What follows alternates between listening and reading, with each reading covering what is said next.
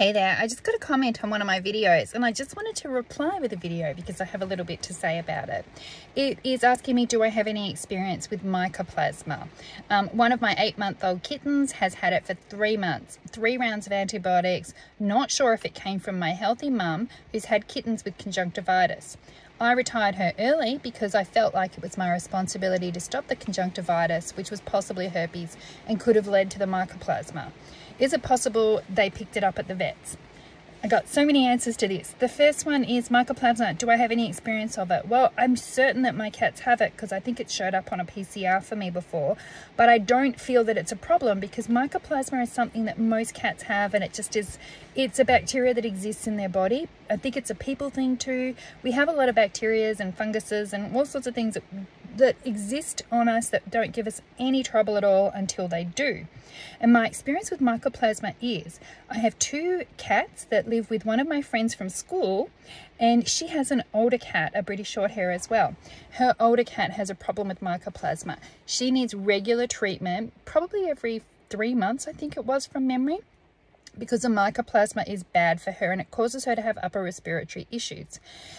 She has treatment, she gets better, she gets worse, she gets treatment.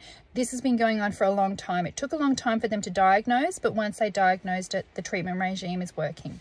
The 2 cats that she has from me, no problem at all.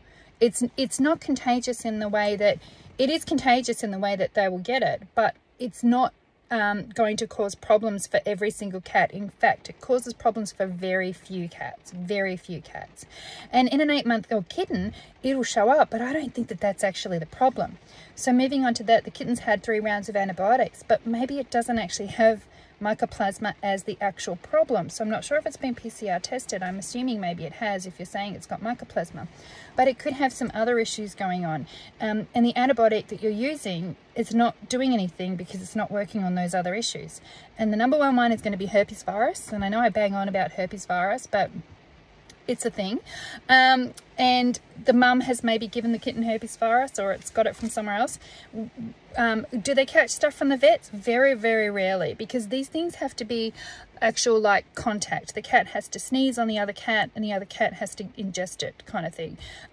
They can get it from touching each other, they can get it from licking each other. They need to have some physical, pretty physical contact to get it. It's not like it gets on the bench and then your cat touches it and it gets it. I think that would be pretty hard to catch things in that way.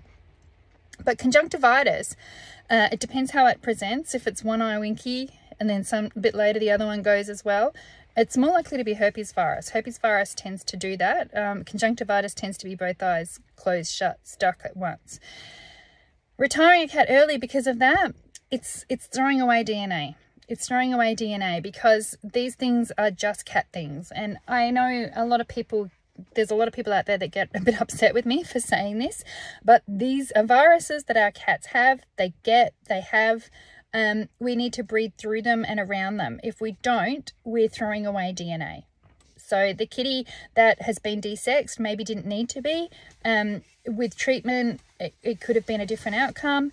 With vaccinations, you can change the outcome as well. If you're vaccinating your females a little bit before they get pregnant, they will have really good antibodies to pass on to their kittens. If your cats have actually been sick with the viruses themselves, they'll pass that on to their kittens. If they have been vaccinated, they'll get that. There's more chance that when they do get sick from these viruses, they will get a very, very mild version of it that you may not even notice. But they'll pass those antibodies on to their kittens. If the kittens have the antibodies, then there's more chance that by the time that they get to their vaccination age, that they wouldn't have had a problem with the thing, or if they have had it, they would have had it very, very, very mildly.